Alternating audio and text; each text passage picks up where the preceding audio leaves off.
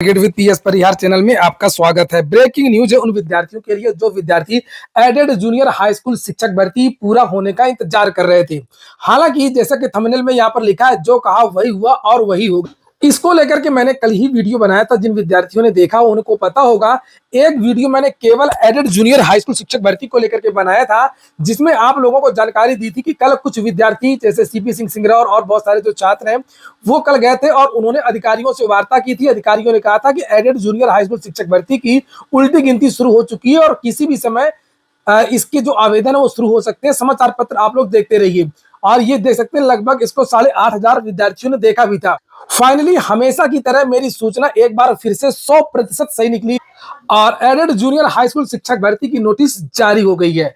ये देख सकते हैं आप लोग 29 तारीख की आज की डेट है और ये शासनादेश लिखा है संख्या। इसके अनुपालन में अशासकीय सहायता प्राप्त जूनियर हाई स्कूल प्रधानाध्यापक एवं सहायक अध्यापक चयन परीक्षा वर्ष 2021 संशोधित परीक्षा परिणाम 6 सितंबर 2022 में उत्तीर्ण अभ्यर्थियों से रिक्त पदों पर चयन हेतु नियुक्ति के लिए ऑनलाइन आवेदन पत्र दिनांक 15 नवंबर से लेकर के 5 दिसंबर तक आमंत्रित किया जाता है।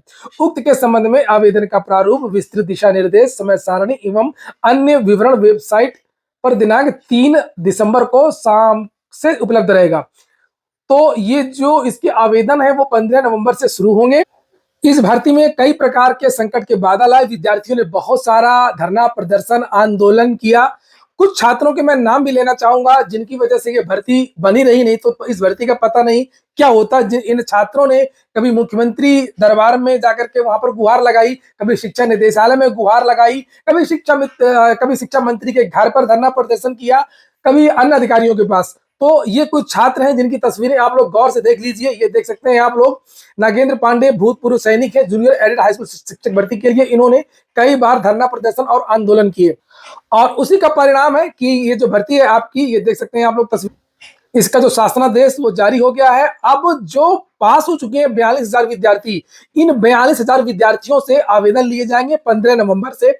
उसके बाद में हाई स्कूल, इंटरमीडिएट, ग्रेजुएशन और जो बीटीसी या पीएड जो भी किया है, इसको लेकर के मैंने एक वीडियो भी बनाया था। अगर आप लोगों ने देखा वो कट ऑफ का, तो आप लोग जाकर के देख लीजिएगा कितनी कट ऑफ जाएगी। और उसके बाद में जिस तरीके से 69,000 की मेरिट बनी थी, 68,500 की मेरिट बनी थी, उसी तरीके से इसकी मेरिट बनेगी। और उसके बाद में फाइनल सूची जो है 1894 छात्रों की जारी होगी, जिसमें प्रधानाचार्य के भी पद हैं और जिसमें सहायक अध्यापक के भी पद हैं। और सबसे बड़ी बात यह है कि नई भर्ती का भी रास्ता अब साफ हो गया है, क्योंकि लगभग 4500 पद रिक्त थे। विद्यार्थी इन पदों को जोड़ने की मांग भी कर रहे थे। नागेंद्र पांडे के अलावा कुछ और भी छात्र जिन्होंने बहुत ज्यादा मेहनत की है। जैसे जैसे कोई भर्ती होती है उसमें बहुत सारे ग्रुप होते हैं, बहुत सारे लोगों का योगदान होता है, बहुत सारे लोगों के प्रयास होते हैं। तो इसी तरीके से एक और प्रतियोगी छात्र है सीपी सिंह सिंगरौर, जिनकी आप तस्वीर देख सकते हैं। इन्होंने भी कम से कम 50 बार धरना प्रदर्शन किया। ये देख सकते हैं आप लोग धरना प्रदर्शन की निदेशालय की तस्वीरें। ये अधिकारियों के साथ में जब वार्ता हुई थी, शिक्षा मंत्री के साथ में संदीप सिंह है, यहाँ पर ये लोग गए थे, दुर्गेश और बहुत सारे छात्र।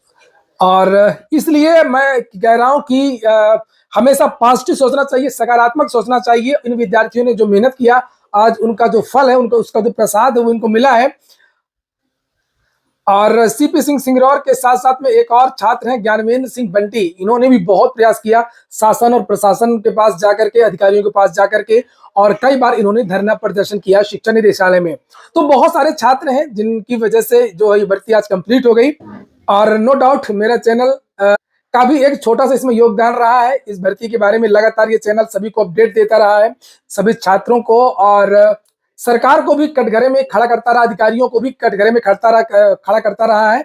ये देखिए आज का समाचार पत्र हिंदुस्तान, जिसके माध्यम से पूरा प्रोग्राम, पूरा कार्यक्रम के बारे में जानकारी दी गई है एडेड जूनियर हाई स्कूल शिक्षक भर्ती की। अब नवंबर में जैसे ही भर्ती कंप्लीट होगी, टीजीटी पीजीटी की वैकेंसी आएगी और उसके बाद में तुरंत आपकी जूनियर की भी वैकेंसी आएगी। जो पद जोड़े नहीं गए हैं, नए पदों पर भर्ती होगी। और चूंकि एडेड जूनियर हाई स्कूल शिक्षक भर्ती की जो वैकेंसी है वो भी शिक्षा सेवा चयन आयोग से ही होगी।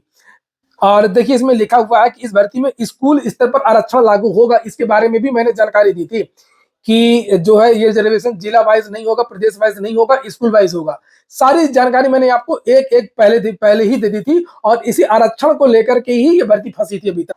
क्योंकि स्कूल वाइज आरक्षण में एक थोड़ा सा समस्या रहती है कि पद कम रहते हैं तो फिर वो SC ST OBC या जो भूतपूर्व सैनिक, स्वतंत्रता संग्राम सेनानी है, उनके जो पद हैं वो आरक्षण जो है उनको नहीं मिल पाता है, क्योंकि पद ही कम है, 2 पद है, 1 पद है तो कहाँ से दे देंगे आरक्षण। फिर वो सीट जनरल में चली जाती है और अगर जिसके ज्यादा नंबर है, चाहे वो भूतपूर्व सैनिक हो चाहे कोई भी हो, उसी का चयन हो जाता है। लेकिन देखिए यहाँ पर उस भर्ती के बारे में लिखा है कि यहाँ पर ये आप देख सकते हैं, लिखा है कि 1504 सहायक अध्यापक और 390 पदों पर भर्ती की प्रक्रिया 4 साल बाद पूरी होगी। बेसिक शिक्षा निदेशक प्रताप सिंह बघेल ने बुधवार को भर्ती के लिए ऑनलाइन आवेदन का विज्ञापन जारी कर दिया। अभ्यर्थियों से वेबसाइट basiceducation.up.gov.in पर 15 नवंबर से 5 दिसंबर तक आवेदन लिए जाएंगे, मांगा गया है। वेबसाइट पर आवेदन पत्र का प्रारूप, विस्तृत दिशा निर्देश, समय सारणी और अन्य विवरण अपलोड किए जाएंगे 3 तारीख को।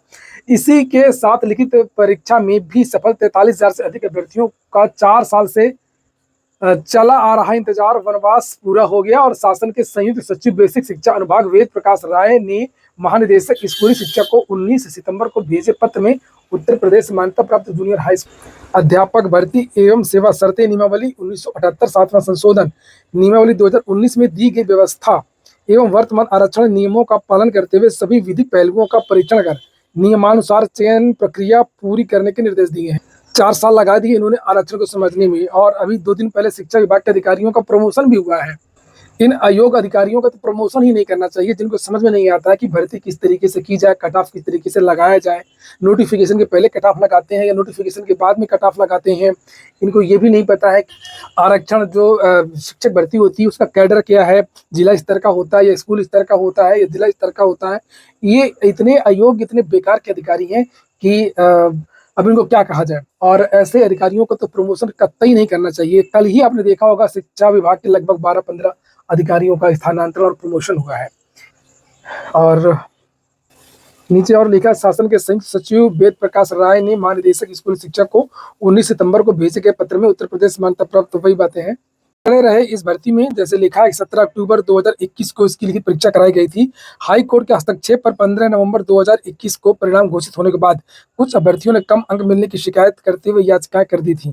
हाई कोर्ट के आदेश पर शासन ने 12 अप्रैल 2022 को एक समिति का गठन करते हुए आपत्तियों की जांच कराई और 571 शिकायतों के मिलान में 132 शिकायतें सही पाई गई। इस पर पुनर्मूल्यांकन करते हुए परीक्षा नियामक प्राधिकारी कार्यालय ने 6 सितंबर 2022 को संशोधित परिणाम जारी किया था। इसमें सहायक अध्यापक भर्ती परीक्षा में सम्मिलित 2,71,071 अभ्यर्थियों में से 42,066 विद्यार्थी और जबकि प्रधानाध्यापकों की भर्ती के लिए 14,931 अभ्यर्थियों में से 1,544 अभ्यर्थियों को सफल घोषित किया गया। तो भ्रष्टाचार, करप्शन के भी इसमें आरोप लगे थे इस भर्ती में, और अभी भी कुछ मामले इसके कोर्ट में चल रहे हैं। हालांकि भर्ती पर रोक नहीं है, इसीलिए भर्ती की प्रक्रिया आगे बढ़ गई। और सबसे प्रमुख समस्या थी आरक्षण विवाद। चूंकि जो शासनादेश जारी हुआ था उसमें आरक्षण का जिक्र नहीं किया गया था और ये नहीं बताया गया था कि किस वर्ग के कितने पद हैं। ये हो गया आज का वीडियो। पूरा वीडियो सुनने के लिए बहुत बहुत धन्यवाद।